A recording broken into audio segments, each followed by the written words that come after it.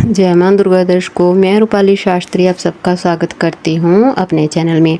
आज हम आपको बताएंगे कि सावन मास में किन किन नियमों का पालन करना चाहिए और कौन से वो विशेष नियम हैं जिनका पालन हमें ज़रूर करना चाहिए। हर मनुष्य को इन नियमों का पालन करना चाहिए। खासकर जो शिव भक्त हैं उनको तो इन नियमों का पालन ज़रूर करना ही चाहिए, क्योंकि शिव भगवान की आराधना करने से, उनको प्रसन्न करने से कुछ विशेष फलों की प्राप्ति होती है।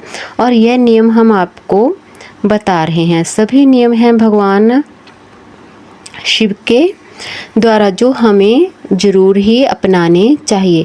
सबसे पहले हमें पूजा करनी चाहिए, स्नान दान करना चाहिए, ब्रह्म मुहूर्त में उठना चाहिए।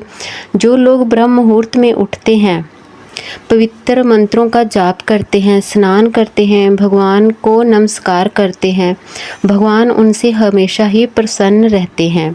इस मास में प्रातः ब्रह्म मुहूर्त में उठकर स्नान हमें ज़रूर करना चाहिए। अगर पवित्र नदी आसपास में है तो उसमें स्नान कर सकते हैं तो बहुत अच्छा है। अगर कोई पवित्र नदी आपके आसपास नहीं है तो आप स्नान के जल में गंगा जल की कुछ बूंदें डालकर या फिर पवित्र नदियों का आह्वान करते हुए स्नान जरूर कीजिए। ऐसा करने से मनुष्य को भगवान शिव के आशीर्वाद और स्वस्थ शरीर की प्राप्ति होती है। अगर संभव हो सके तो व्रत का पालन भी जरूर करें। व्रत का अर्थ होता है दिन में एक ही समय भोजन करना। यह हमारी वैदिक परंपरा है और उपवास का यह प्रकार है जिसमें संपूर्ण निराहार नहीं रहना होता।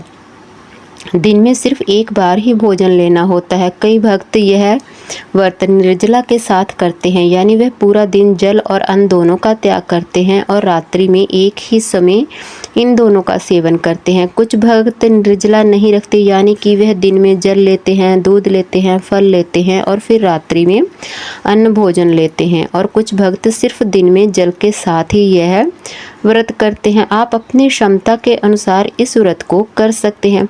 व्रत के विषय में बताते हुए भगवान शिव कहते हैं कि यदि सन्यासियों को दिन की समाप्ति से पहले, यानी कि सूर्यास्त के बाद की 3 घड़ियों को छोड़कर उसके बाद भोजन करना चाहिए। और ग्रस्त भक्त जो हैं कि उनको व्रत का पालन करते हैं, उन्हें रात्रि में भोजन करना चाहिए। जब तारे दिखाई दें तब ग्रस्त दिन में एक समय भोजन ले सकते हैं, और जब सूर्य मध्य पड़ जाए और अपनी छाया शरीर से दुगनी हो जाए तब यात्रियों और सन्यासियों को भोजन ले लेना चाहिए। व्रत में आप अन्न भोजन भी ले सकते हैं, लेकिन इस मास में हरी पत्तेदार सब्जियां और शाक का विशेष रूप से त्याग किया जाता है। इसके उपरांत इस मास में ब्रह्मचर्य का कठोरता से हमको पालन करना चाहिए। भगवान शिव आदि योगी हैं और वह अपने आचरण से जितेंद्रिय होना सिखाते हैं। कामदेव का प्रसंग हम सब जानते हैं, इसलिए उन्हें प्रसन्न करने के लिए अपने इंद्रियों पर संयम रखते हुए अधिक से अधिक मनोभाव को अंगीकार करना चाहिए। और यह तभी हो पाएगा जब आहार सात्विक और शुद्ध रहेगा। इसलिए इस मास में लहसुन, प्याज, चाय, कॉफ़ी इत्यादि पदार्थों का सेवन हमको छोड़ देना चाहिए। मांस, मछली, अंडे इनका तो स्वाभाविक रूप से हमेशा के लिए ही त्याग करना चाहिए।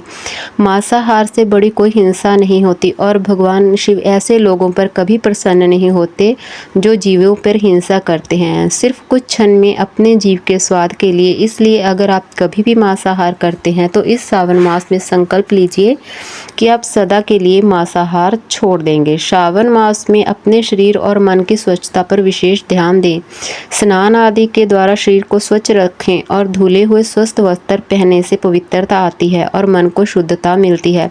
इसलिए अधिक से अधिक भगवान शिव के मंत्रों का जाप करना चाहिए। किसी भी व्यक्ति या वस्तु के लिए मन में नेगेटिव भाव नहीं लाने चाहिए। जीवा से किसी की निंदा या दोषों का विषय में चर्चा बिल्कुल ना करें। इससे देशद्रोह पैदा होता है, क्रोध होता है, झूठ बोलना, यह सभी कार्य कम से कम इस सावन मास में तो हमें नहीं करना चाहिए। अगर हम यह सब इस मास में करते हैं तो भगवान शिव हमसे प्रसन्न नहीं होंगे। चलिए अब देखते हैं श्रावण मास में किन किन की चीज़ों को बिल्कुल नहीं करना चाहिए। इस सावन मास में अगर आप नियमों का पालन करते हैं तो सबसे पहले बाहर का भोजन और तात्मिक भोजन छोड़ दें। कम से कम 1 महीने के लिए घर पर बना हुआ स्वास्थ्य भोजन लें। सुबह देर से ना उठें। प्रातः काल में कम से कम सूर्य से पहले उठकर स्नान कर लें। जुआ, शराब, तंबाकू इत्यादि जो भी करते हैं, अगर पाल में रखे हुए हैं तो उन्हें इस महीने में आप बिल्कुल बंद कर दीजिए। हालांकि ऐसे शयन करने वालों के लिए 1 महीना तो क्या 1 दिन भी उनके बिना रहना मुश्किल होता है। लेकिन अगर आप सिर्फ इन वासनाओं को भगवान शिव के लिए छोड़ सकते हैं तो फिर आप शिव की भक्त कहला सकते हैं। इसका उत्तर आप स्वयं ही जानते हैं, इसलिए कम से कम इस मास में यह सभी कार्य बंद कर दें। इस मास में भौतिक चर्चा कम से कम उलझें, TV, mobile, social media, movie, इन सबको कम कर दें। अगर इस महीने आप मूवीज़ नहीं देख रहे तो बहुत अच्छा रहेगा। आप इस महीने भगवान का जप तप पूजा पाठ करें। बस इन नियमों का पालन अगर आप करते हुए भगवान की पूजा पाठ करते हैं, जप मंत्र करते हैं, तो भगवान शिव जरूर आपसे प्रसन्न होते हैं। आपको हमारी जानकारी कैसी लगी हमें कमेंट कर कर ज़रूर बताएं। जिन लोगों ने अभी तक हमारा चैनल सब्सक्राइब नहीं किया, कृपया वो चैनल को सब्सक्राइब करें, लाइक करें, कमेंट करें और शेयर भी ज़रूर कर लें। जय माँ दुर्गा।